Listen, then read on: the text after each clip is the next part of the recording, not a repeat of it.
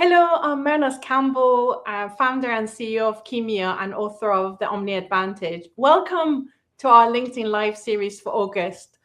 We took a break in July and it's so lovely to be back, and I'm so glad that you're here with us. I'm dialing in from not so sunny Pennsylvania. I'll tell you, this summer the weather's been so weird. And I don't know where you are, so it would be really good to hear from you. Let us know where you're tuning in from and what's the skies like where you are. I'd love to hear from you, and please drop a quick hello in the chat and just share where you're dialing in. At Chemia, our purpose is to unleash the human potential to create a healthier world. And we do that by inspiring pharma to shift from just delivering messages to becoming the healthcare professionals' trusted advisors. And over the last 3.5 years, we all tackled these challenges of digital transformation in healthcare. And I found through these series, our aim has been to spark connections, to inspire change, and to drive meaningful transformation that improves outcome, not only for the patients, but also for the healthcare professionals. I'm really passionate about helping pharma to feel confident about using technology and just be authentic in the way they engage with healthcare professionals. And that's why I've been interviewing inspiring leaders to learn from them and give them an opportunity and a platform to share their insights with you and with me at the same time. So today, I'm really thrilled to welcome Nina Fyhn, Commercial Excellence Manager, Immunology in North Europe at Sanofi. Hi, Nina. Hi, how are you doing? How are you? I'm really good. How are you doing? I'm good, thank you. I was a bit nervous pronouncing your family name. Did I get it almost right or not? You did good. We're going to work on it. Oh, I need to practice more. Thank you. So it's really good to have you. But before we dive in, I just wanted to let you know a little bit about Nina. Nina has over 25 years of experience in pharma, and she champions honest conversations and customer-focused change, and likes to openly challenge the industry to focus on possibilities rather than barriers. I love that about you, Nina. And Nina is also a passionate advocate for women in leadership, bringing both head and heart to the way she works. And outside the office, she enjoys growing veggies and have several building projects going on in her friend's summer house in Denmark. And also she's really passionate reader and a podcast enthusiast. And she's a self-proclaimed gym rat. Is that right, Nina? Yeah, I would say self-proclaimed. Yes, absolutely. Yeah. When I usually introduce our speakers, I like to kind of reflect back to remember how we first met. And I was reflecting back, I just realized, I feel I know you and I feel as if we've met, but we actually not met in person. All our interactions been through digital and remote channels, hasn't it? Yeah, it has. Never met in person, so I'm looking forward to that. We almost met in April when I was in Denmark, because you so kindly said you might hop over to Copenhagen and we can have a cup of tea and a drink and a chat. But I think your schedule was quite busy and it never happened. Yeah. So we almost got that close. Yeah, we almost met, but let's hope we're going to meet during what is left of 25. That would be great. Yeah. I'm so excited about that. I think that would be a good celebration the day I'll meet you. Because I already feel we've got a lot in common. And one thing we have in common is the person who actually introduced us. Do you remember how we got to know each other? Yes, I do. And it's the one and only matchmaker, Paul Sims, who actually that happened. He would be a great matchmaker, I think. He actually suggested that we should talk, and then he set up a meeting and we talked, and we continue to talk, and it's been a great friendship, digital friendship so far. And it was during the pandemic, right? 3 or 4 years? I think it was maybe 2 or 3 years ago. I can't remember that back, but I think Paul has been called many things, but a matchmaker maybe is the first one he's hearing. So I don't know whether he's on the call and he can comment, but I think he has introduced me to you and a few other amazing female leaders. So yeah, I think that title suits him perfectly. It does. It's nothing negative about that. He's very good at building networks, and I think matchmaking is a part of that. So connecting people, and great. I'm also met amazing amounts of talented, exceptional people through Paul. So I really appreciate him for that. Yeah, amazing. Thank you, Paul. We appreciate you if you're listening, and if not, we can message you later to let you know about it. So I've got a bunch of questions for Nina, but I always think this is a live event. It's not just about me and conversations between the two of us. I really want to bring you into this conversation. So I would encourage you to pop your questions in the chat, with Nina's experience and her openness and candid attitude to communication. This is a chance for you to ask her any questions relating to commercial or commercial excellence. And I always think it's much more fun when you get involved in the chat. So if you have a question, pop it in. If you like what Nina says, give her a thumbs up or make a comment. And if you disagree with her, I actually encourage you to challenge her, because we both like a bit of a challenge. And I think when you challenge our thinking or our discussion, it actually broadens our perspective and we can see things from different perspectives. So I would encourage you to join us and ask a question. Also, I want to remind you that Nina is representing her own views today, not her company. So don't hold her responsible for what she says. That's her own personal opinion. Is that right, Nina? That is right. Yeah. So while I'm waiting for you to join and ask questions, why don't I kick off with a couple of questions to, get started. Nina, would you be able to tell us a little bit about more about your career path? How did you get to be where you are now? I started, as you said in the introduction, roughly 25 years ago as a sales rep. And I've been in various sales reps, key account manager roles until 2018, where I stepped into a more commercial lead and stakeholder engagement role, where I did trainings, where we build curriculum and work more with the teams in the different countries. So it's always been sales for me, the commercial side of the pharmaceutical operation. And I think it is because I like the fact of being out there together with the customer, having the conversation, and also now working closely with the teams on how we can build on our relationship with the HCPs and further enhance the importance of what we are doing in the field towards the HCPs and then eventually to the patients. I feel that I'm closer to where it happens. I haven't tried any other roles, so this is my assumption, but I think you're closer to the HCPs, of course, but you're also closer to the patients.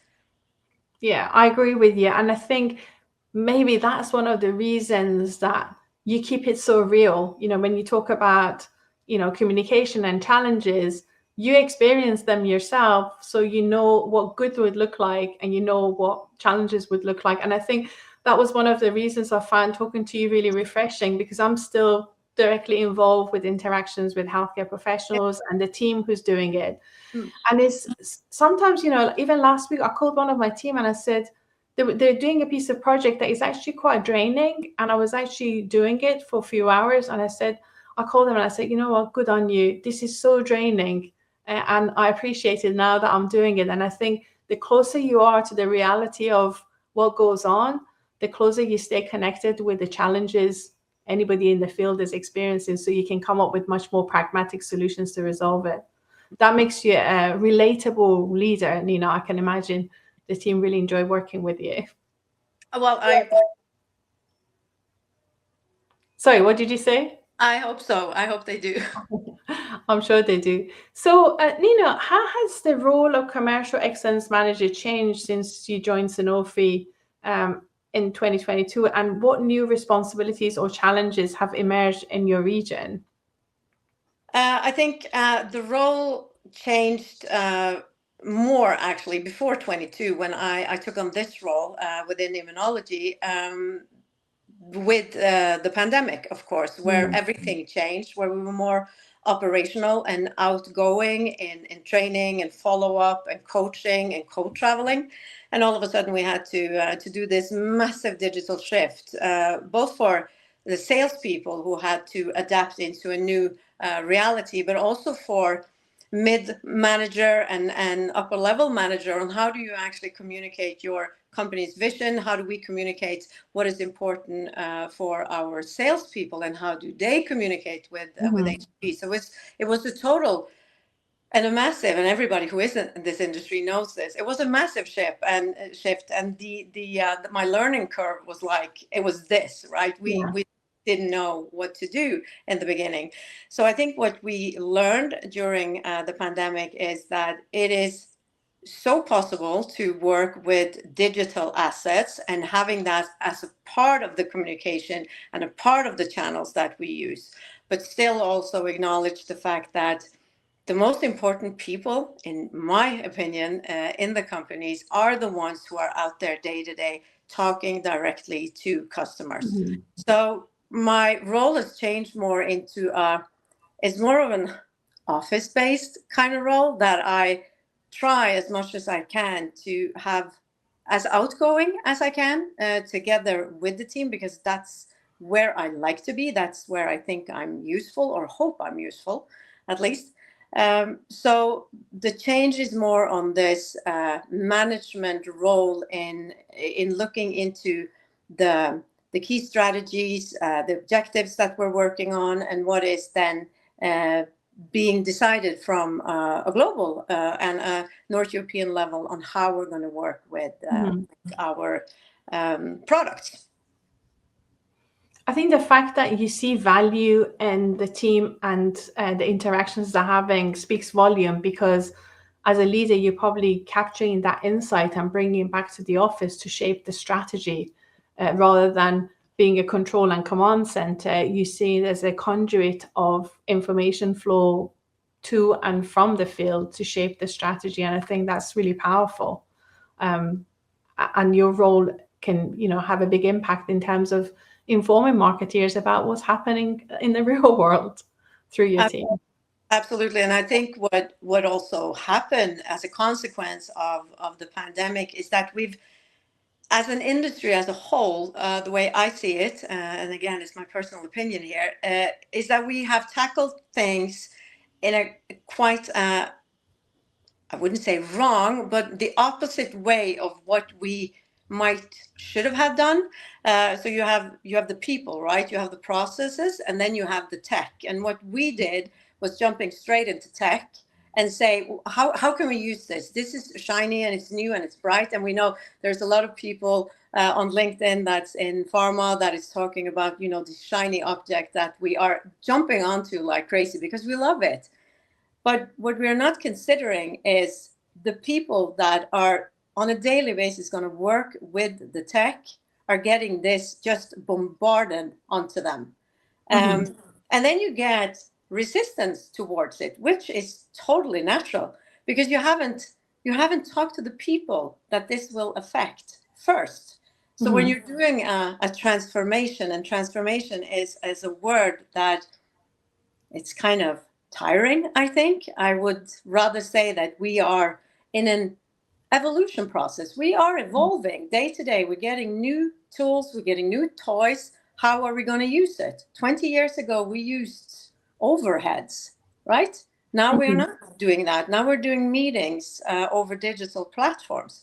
So I think that anchoring every change that we want to do with our sales reps and medical representatives that are in the field, I think that is the most important thing we do, because when we do that, we get them to adapt. We don't get into the obstacles that I truly believe a lot of companies have been in the last years. Yeah, I think what you're talking about is music to my ears. I actually talk about it in the book, The Omni Advantage. I say, you have to think about the persona of people who work in the field. If they really love admin, if they really love technology or spreadsheets, they would have gone to marketing, pharmacovigilance, they would have stayed in the field. The fact that they stayed in the field is because they really enjoy the human to human interaction and communication. And now, before maybe they spend half an hour a day sitting on a sofa on a laptop doing their admin, but most of the day they were out seeing customers. But when you're throwing all these digital tools and channels, it's something that is not the preferred style of communication. Yeah. So if it's not the preferred style of communication, you need to think about how can you make that experience fun, intuitive, and positive for them, and what's in it for them. So I think I agree with you. A lot of people jumped into the shiny objects and got all really excited. And with every shiny object came several KPIs, and people in the office sitting measuring the KPIs, but the people in the field thinking like, I don't like this. I'm not really getting my head around it. And I think they didn't think about the human element of how can we bring people on this journey with us and make experience positive. And I remember I did a research during pandemic. I was working with a UX designer, and we did in-depth interviews with 10 representatives from different companies. And what they said was, we just feel we're not going to work. Even sitting at home doesn't feel like going to work. They said if we feel stuck, we just feel the corporate tools, CRM systems too clunky and not user-friendly. But we don't hate technology because, when I asked them, they were using Netflix to watch movies. They were using Amazon to order their stuff. They were using Facebook to connect with their families. So they were using technology, but the experience of consumer platform was completely different to corporate platform.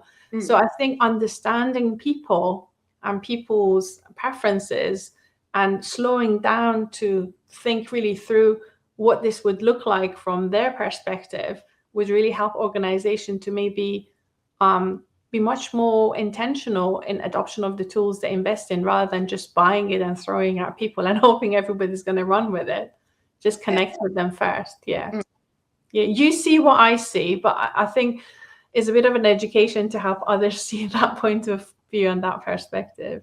Absolutely. And I can also understand the willingness and the want and the need to implement these tools firsthand without checking it out with a sales rep or a marketeer. I see that need too, but I think it is crucial that everything is tested before it goes to the user. Yeah. And it's tested by the user. Yeah. And the feedback is given, and it's being looked at. And if you can make things better, why don't we? Because I think the daily life of a sales rep would be so much more easier and smooth if we did it that way. And this is about learning. It's also, how do a person learn? Do you learn something that you're forced to learn? Well, you might, but it's not easy. But if you are presented to it in the first place, and if you are, interested in it, like you said, it's not that salespeople are against tech, because they're not, and they're super good at it now. But I'm just reflecting that the way that this has been implemented could have been so much better. And now we're into other obstacles with tech, is how we're going to use all these data that we're collecting. Where are they? What are we going to use them for? How can we make this, this feedback loop so it works, so we actually build content that matters? Yeah. What you say to me is really resonating with me. It seems like sometimes marketing is like a production engine, just creating content and stuff and sending it out without checking it in. I was curious to know, have you had any examples of something that had been sent out that was not tested and how it landed with the field team? Well, I think everything that lands with the different country teams and field teams are, of course, looked into with rigorous details. And sometimes they are getting good feedback, of course. Sometimes it's not. But what I see is that there is this openness and willingness to doing this collaboration and talking together and getting the right feedback, so you get on track, so you actually get this content that matters. That is also, based on because that is a big frustration. Are the content based on the needs of the HCPs? And I think it's James Harper, a friend of yours, who says that how many percent of content that is produced that is not used, that is quite high. Is it 75 or 80? Yeah. Don't see the light of the day. No, that's right. No, it doesn't. It just stays there in a content library. That is not the way and the best way to work with marketeers who are highly skilled. So the feedback loop is even more important, where we actually have a system where everything is collected that can be mutual for all functions, where you get the insights, and there you build a content that resonates and that matters, and that is looking straight into the needs of the HCPs that has been feedback into, I don't know, CRM systems. Yeah. Yeah. I think it's really funny. I think that came from what James says, comes from a Vivo Pulse report. And I've actually used that data in marketing workshop that we run. I say to marketeers, if 75% of what you're producing is not seeing the light of the day, just think about the amount of energy has gone into content creation, approval process. But it means you can do less. Like, just focus on the 25% that resonates. And I think this brings us quite nicely to my next question for you, because I think you are a champion for authenticity. And I just want you to talk about, what does that authenticity mean to you in the context of commercial and field teams? Because I think if we give that honest feedback to marketeers, maybe they can do less, but create something much more relevant that, like you said, content that matters. Yeah. Well, authenticity is of course, when it comes to content, it is content that matters. It's what is based on the needs of the HCPs, based on the insights given then from let's say it's polling, or it's reps having face-to-face meetings, it's emails, what have you. But authenticity for commercial teams and sales rep in particular is, it's just the quality of being real and being true. Use yourself, be yourself. And authenticity is this concept of personality. What kind of personality are you? And also this acknowledgement of who you are. And how can you use yourself in this setting when you are out there in the field with your customers, actually being true to yourself and the person you are when you have a presentation, when you have a conversation, when you run into obstacles, when you run into disagreement. How do you tackle that without taking on this pharma response, but actually dare to go in and have an open and honest conversation with the HCP. If you don't know the answer to a thing, go into that conversation. Dare to ask the question back. Dare to have a discussion on hypothesis in your field of expertise. And I think if you do that, you are building trust, because they see you as a real person. They see you as a collaborative partner that they can actually rely on, because they know that you are authentic to yourself. And I think that's crucial in what we do in this, especially in this industry. I think that's a really important point that you highlight, because we all give an aura about ourselves, the way we carry ourselves. There's a lot of non-verbal cues when we meet people face-to-face or online, and it's how we feel inside leaks out, whether we like it or not. So I think if we are being false and, being a robot, just regurgitating content from material, it shows. But if we actually know our stuff, we're confident and we are comfortable in our skin and thinking about connecting with that other human being at the time we're talking to them, that really shows as well. And I think when we're talking to people, whether it's in work contents or any environment, HCPs look at what we say, but they also look at how we say it. how we communicate, and our whole scanning, our whole verbal and non-verbal communication gives them a view whether they can trust us or not. Absolutely. So, And it's about, building credibility in your area of expertise. And I do know that you have the 9 C's, right? And I think credibility is one of them. And I think you build that credibility through being authentic in your job, in what you do.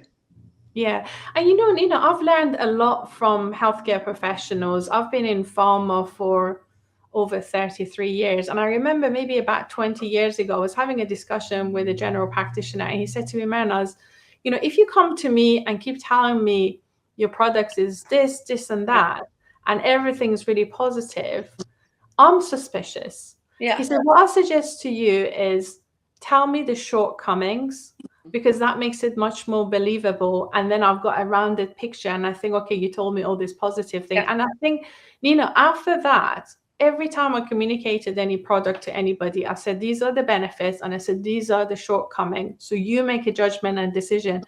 And I think that feedback from that HCP just shaped to make my communication much more real. I think listening to people and tweaking the way we communicate matters, but also feeling comfortable in our skin, being who we are. And I think a lot of the field team find that initially difficult to be themselves through digital channels. Did you find that as well? No. No, you didn't, right? No, I didn't. I didn't find it difficult. I think for me, the most difficult part of the digital shift during the pandemic was the tech part, because I was messing around, right?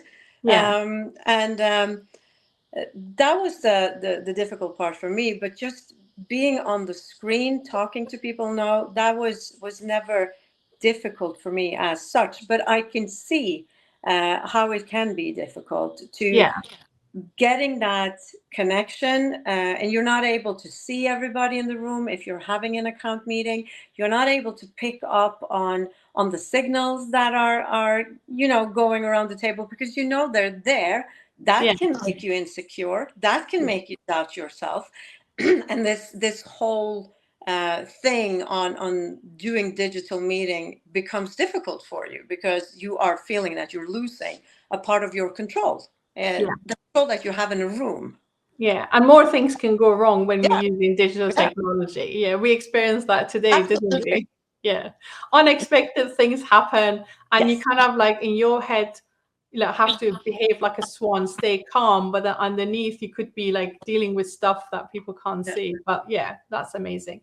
So I'm just going to encourage our audience. I don't know whether you've been quietly listening to us, or maybe you are busy doing other stuff, but I'm really curious to know what you think about the points that Nina shared during this conversation so far. Have you experienced that in your field team in terms of adoption of digital technology? Or maybe you want to share with us your comments around authenticity. So please join us and share your thoughts. I'd really love to hear from you. Nina, you and I talked about the buzzwords. I'm just curious to know, why is it essential now to move away from the buzzwords? And could you give some examples of the terms you think we're often overusing, but they are probably misinterpreted in the way that they're used? I have 2, and people who know me knows what I'm going to say now. One is transformation. That is a word that is, it's cringy. The next one, no offense to your book, is omnichannel. Omnichannel is also becoming now a very tiresome word, and I think that is also because it is misunderstood to a part. Because when we talk about omnichannel, the majority would say a couple of years ago, well, we're only talking about the digital tools and capabilities. But we're not. The biggest channel of them all is the human in this, and I think that is important. So omnichannel, transformation, 2 words that I think we need to somehow not let go necessarily, but think of them in a slightly different way. And I think when we are talking about change in every possible way of change, and we use the word transformation, we're making the change so much bigger than it needs to be. And I think that we are evolving is the more, for me, that is the more correct word to use, because this is just, we're developing like human beings. We're like I said, it's our new toys. It's our new shiny toys. Let's use them. And 25 years ago, overhead.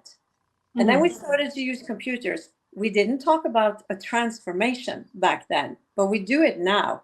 So I'm just thinking maybe it's about time to be a little bit more pragmatic of what we're doing, because words tend to have an effect that makes things bigger than they necessarily are. Yeah. Yeah, and if you're making a change, and change is always difficult, and if you're making change so much bigger than it is, then it's even more difficult to buy into that change. What would you use instead of transformation? Evolution is the word you mentioned. Is that what you think? Developing. Yeah. Yeah. Rolling in with it. Just wanted to say, Nina, I actually deliberately didn't choose omni-channel as the title of the book. I call it the Omni Advantage because I was sick and tired of people talking about the channel. Yeah. And the thing in the book, I talk about channel is irrelevant if we are not focusing on the relevance of the message or the timing of it, and the people are more important. So yeah, but you had to kind of, you always have to think about something that triggers people's minds. So I think for me, unleashing the human potential would give us that omni advantage, not the technology itself. So that was the core message I was trying to communicate in the book. And the field team's role is often misunderstood. They're seen as soldiers to deliver messages, as a thing they're conduit for insights and information that can make us much more relevant to what goes on for the HCPs. So I'm glad you checked out the book. I will ask you about it a bit later. We both know an amazing doctor. I'm talking about Azamin Chowdhury. And you recently had an event in Sanofi and you invited him as a guest speaker. He's advocated that pharma needs to change the way we engage with healthcare professionals. I was just curious because I ended up interviewing him for about half an hour in Dubrovnik recently, but I was just interested to know, can you share some of the insights you picked up from the conversation you had with Azamin? Absolutely. I met Azamin in Amsterdam last year during Pharmageddon. He is an amazing young HCP who had a very interesting talk during Pharmageddon that really made me think. And the thinking goes to how we communicate with different generations within, let's call it customers, or then, HCPs. And he is a representative of the Gen Z / millennial. And that got me thinking on how are we then standardizing key messages that we're sending out to different HCPs? Are we looking into also what generation they're part of? And also during then our internal change development that we are going through in the company, we wanted to ask him to come in and give a talk for our North European team, and he did. And he is really good at showcasing the massive amount of content we actually do have in this industry, but also on how his generation of HCPs want to receive content. And I had a conversation with my daughter earlier today, who is also a part of this generation. And she said it very simple. She said, we want to be entertained and we want visuals. It needs to be swift and it needs to move quickly to actually get our attention. And I think that if we are then as an industry going out there with 25 pages of data and graphs, 25 pages of text, we're losing a very, very important group of upcoming HCPs, because this is not the way they want to receive information and knowledge from us. So how can we change in order to actually be able to collaborate better with this group of HCPs? And I think looking into personas that we are doing, I assume in all companies, we all need to maybe add on another persona, and that is the younger ones, the ones that are coming in now.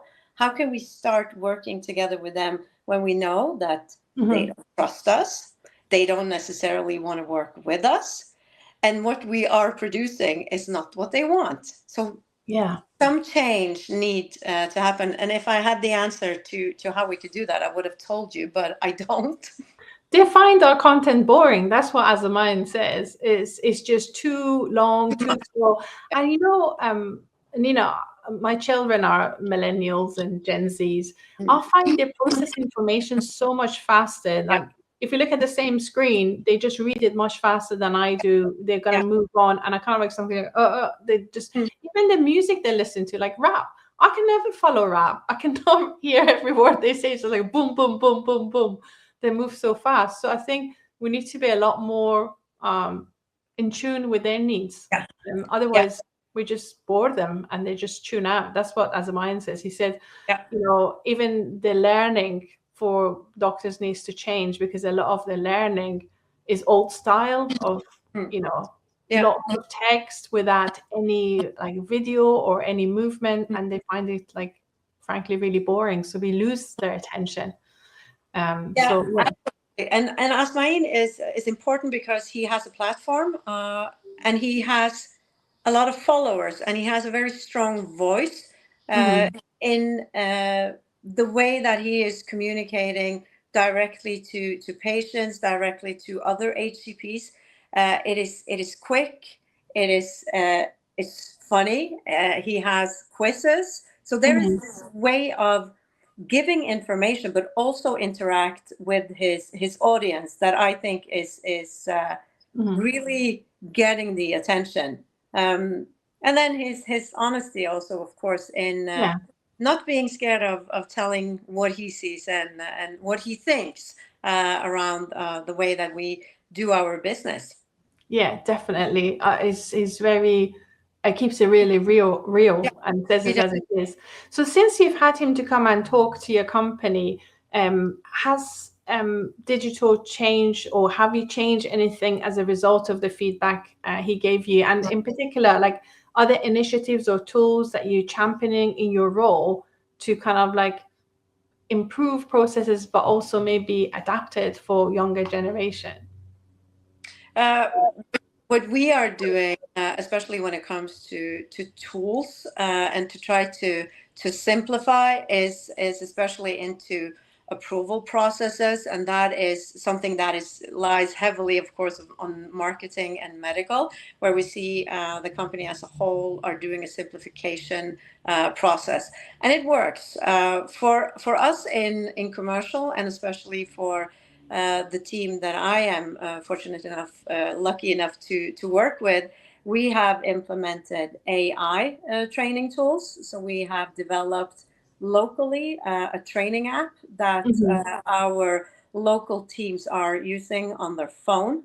And that is short, concise training before they head into a meeting. If they want to work on their data skills presentation, they can do that and get instantly feedback. That has been a very fun implementation process, because we have been working with sales from all of and gotten very honest feedback on it, and had to take it back and adjust and go back again to them. So we are upgrading it now to also have role play in it, so two people can actually train on this app together. That is what we've been doing so far. As you know, this is it's a very big company. We are just a very small part of it. Well, it's great that you're getting the feedback and you tweaking it as you go along, because that makes it like relevant and real for the people you're using it. And you'd be chuffed to hear we've got a comment here from Florent. Florent is sharing that is great to see two of my favorite disruptors. Looking forward to the fireworks. Florent, we love you and so glad that you tuned in to listen to this conversation. Here, Florent. Thank you. Yeah. And he's a big champion for AI, and I know he's doing great work in partnership with McLaren's team and bringing fresh thinking to pharma rather than just repeating what's been done in the olden days. So that's really cool. Yeah, I can also say we also had him on stage at the same event as Mehrnaz was. So that was highly appreciated. Yeah, he's awesome. Totally awesome. Yeah. We also have a comment from Phil Blackmore. Hi, Phil. Is so glad you tuned in. Obviously, Phil likes the conversation, and he says he completely agree on engaging with the next generation of decision makers. And he echoes that Dr. Azzamine is a legend and one to follow, definitely. I mean, it's no surprise, Phil. He's got, I think it's about 400,000 followers, and he's growing. So he must be doing something right, you know? He is for sure doing something. I think it was 400 in January. He must be closing into 1 million now. Probably. And, you know, good on him. He's doing a great job. And he's actually training to be a GP. So, I mean, he's got a really heavy schedule, but to do the content creation on top of that and also lobbying. Last time I saw him, he had the picture standing in front of the 10 Downing Street as the Prime Minister of the UK. So he's doing a lot of shifting and shaping at this senior level within the UK, which is amazing. You know, he's a real champion to follow, definitely. Yeah, absolutely. So, you know, Nina, we in Pharma we talk a lot about doing more. You know, there's more channels, more content, more touch points. But sometimes I just feel like, especially as James shared with us, that 75% of what we're doing doesn't even see the light of the day. I think maybe doing less is the boldest move. And I remember last week when you and I caught up, you were on holiday, you had this T-shirt saying slow down, and I loved it. I'm kind of like trying to do less, but be more intentional about things that actually has a direct impact on our goals and our, vision. You know, how do you bring that to your practice, and how do you find saying no? Because I'm actually finding it really difficult to say no. I tend to say yes, and then afterwards like, oh, I should have said no. So I'm like training myself to say no. How can you maybe share something that doing less is actually created more impact? I also really feel that saying no is extremely difficult, and I'm working on it, getting better at it. And I think it's crucial that we do, because it's one thing if you're spreading yourself too thin. What can you bring then? So saying no, trying to also simplify your way of working, being more pragmatic in your approach to actually what we are doing here. I think the most important thing is try not to get distracted of all the things that is happening around you, like a mailbox that is full, something that is popping in.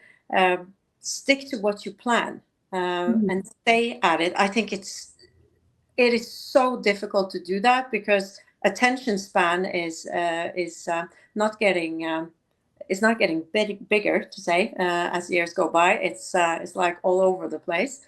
But I think being able to focus more, staying on the task at hand, deciding to trying at least to finalize what you've started on is one of the most important things.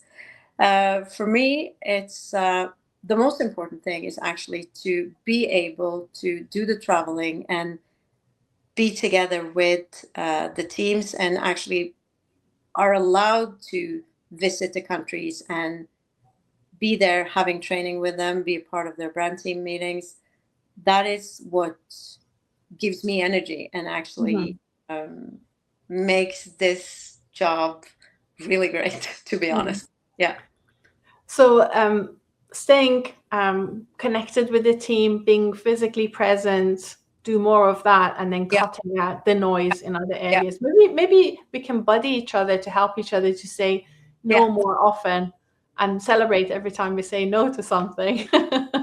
Because actually, the need for being even more operational, I think that is at the core of every all sales rep, right? You want to be operational. Yeah. That's where it all happens, right? Yeah, it does. Yeah. Nina, I remember back in March, you had a very inspiring post on International Women's Day. You were speaking about the privilege of growing up as a girl in Norway with feminist parents. And while you recognize why the systemic inequalities that persist, how do these values shape your approach as a commercial leader? Well, I think what I have learned growing up is that the only thing that's stopping you is yourself. I'm the only one standing in my way. And I think that is also adaptable for younger women who are starting in pharma, who are in their 30s with small kids, families, and quite a heavy career to work on. And I think also realizing the differences that are in the various countries that we are operating in, that is important to acknowledge that we are different. And I think we need to be kinder to each other and more gentle to each other. And especially when it comes to women, we do have slightly different setup in our life than men has, but we are still able to do massive change and amazing jobs. But we're also normally the caretakers. We're caretakers of kids. We're caretakers of older, sick parents. And I think that working life should look even more into the differences in a woman's life and try to be a little bit more gentle, maybe, when it comes to the challenges in a woman's life. And especially when it comes to the younger ones, being in the startup of this industry, I think what I have learned from growing up in the 70s is that no, there is no one stopping you, but you have to pick your fights. So you think we're hard on ourselves? We need to be kinder to ourselves? Yeah. How do you practice that yourself? Oh God, I'm the worst one to ask.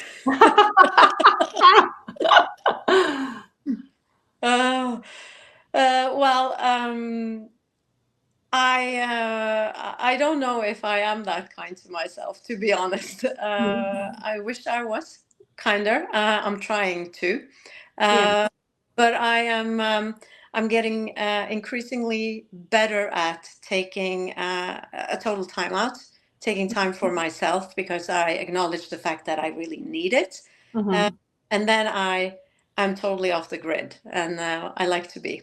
And I think if that is what gives you energy, you should do that. Yeah. I mean, I find obviously I find it really tough in my career because I find English was my second language, and I was like studying in a country I didn't know the language, and then going into pharma, I always felt I had to play catch up. So like my Achilles heels was like a lack of proficiency in the language, which over the years kind of like I think I've caught up. I thought less about like my sexuality, but also we're working in quite a male-dominated world. So I find there's a spirit of competitiveness in me. Being brought up in a family of 9, you're always like trying to kind of like improve what you're doing so you get seen and whatnot. But I just think the hardest thing is kind of like saying to yourself that you are okay as you are and you're not competing with anyone. You're just trying to be the best version of yourself today and enjoy that. And I think it took me maybe 50 odd years to get to that point. And once I reached that, I wish I could say that to my younger self, that, you know, just accept your imperfections. Everybody has, you know, unique talents, and everybody's got unique challenges. Just be you, and just be comfortable in your skin, and don't try to just do everything at once. You can do anything, but you can't do everything at once. And just, you know, take one challenge and go for it. And I think a lot of us as women, we tend to have the tendency of, you know, challenging ourselves more, because it's that inherent imposter syndrome that you try to overcome that to allow you to be real. So I think it's just that internal dialogue has really helped me to kind of like say, it's fine. Like if it doesn't happen today, it doesn't matter. Big goals are often achieved over a number of years, not within a day. So maybe the goals are not unrealistic, but the timelines we expect to achieve them are quite unrealistic. So I don't know whether that resonates with you or not. No, that's absolutely true. And I think we're fortunate to live and grow up in the part of the world that I have had. I'm fortunate to still live in this country. And the more I work with people from other countries, I see that I am privileged. And I think it's important to acknowledge that we are privileged, and also then see that the majority of the world are not. Yeah, I feel privileged that I have men in my life who are very liberal. I mean, I would say my husband does probably more housework and chores and caring for the children. That it's not the old-fashioned style of, you know, men's roles and women's roles. And I know a lot of the dads that are heavily involved in the care of their children now, raising the family, and, you know, I think there's working more towards that equality. But yeah, we are very privileged to have that, so we shouldn't take it for granted. So Nina, if you were going to give an advice to early career women seeking to speak up to have a real impact in the industry, what would you tell them? What I think I said it, choose your battles. Really choose your battles. We are heavily talking about personas, right? Who is the customer? But I think starting up in this industry, and if I could have gone back 25 odd years and look at myself and say, who are you? How do you want to be perceived? And work on your own persona. Take that persona, because that is the most important persona you actually have. And to get that in order and get to know yourself, I think it's difficult to work with other personas. And this is learning, right? You learn as you go. You learn to see who you are and who you are in this industry and what you can contribute in this industry. And pick your fights is actually don't waste energy on things that you can't solve. And there's a lot of things you can't solve, but there is also a lot of things that you are able to do in this industry if you are willing to take the leap or say yes to something that you are maybe a little bit scared of doing, but say yes and think, okay, what the heck? It's sink or swim, right? Yeah. I think it's a really sound advice. You know, pick your battles, but also be kind to yourself, that you said. Yeah. Brilliant. So are there any exciting trends that you spotted that you're looking forward to right now? Absolutely. And this is especially immunology. Immunology is it's a big topic. And something that is very close to my heart and personal to me is neuroimmunology. And I think the development that we are seeing now, especially within Alzheimer's, ALS, MS, and also Parkinson going forward, I think that is so positive. I have experience with Alzheimer's in close family. So this is something that is really close to my heart. Another thing is what we're looking into is also this preventive treatment. It's delaying onset, and one example is delaying onset for type 1 diabetes. I think that is so exciting. Mm-hmm. And, being able to actually, delay onset of a terrible disease, if we can do that now, what can we do in 20 years? What can we do in 30 years? Can we actually stop it? Can we make people, never get type 1 diabetes? That would be awesome.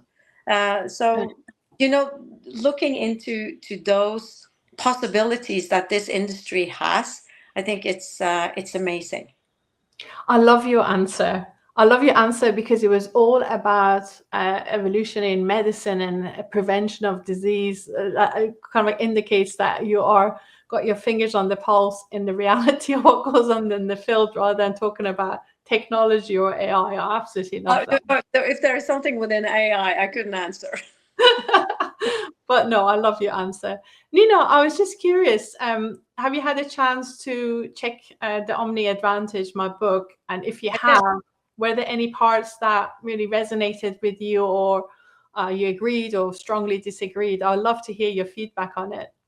No, I strongly agree in your 9C, the habits of a sales rep. So what kind of habits do a sales rep need to have in order to adapt to this ever-changing, evolving landscape of pharmaceuticals? And I don't think I will remember all of them on the spot, but I would just say and encourage people to read the book instead, so they will also know about the 9C. And I love the fact that you've put them up in very simple and understanding ways. So we talk about credibility, we talk about relationship, the different definitions of the C words that you have: be curious, be competent, be confident. And then you give an explanation on why this is important and how it can be done. And it's smooth.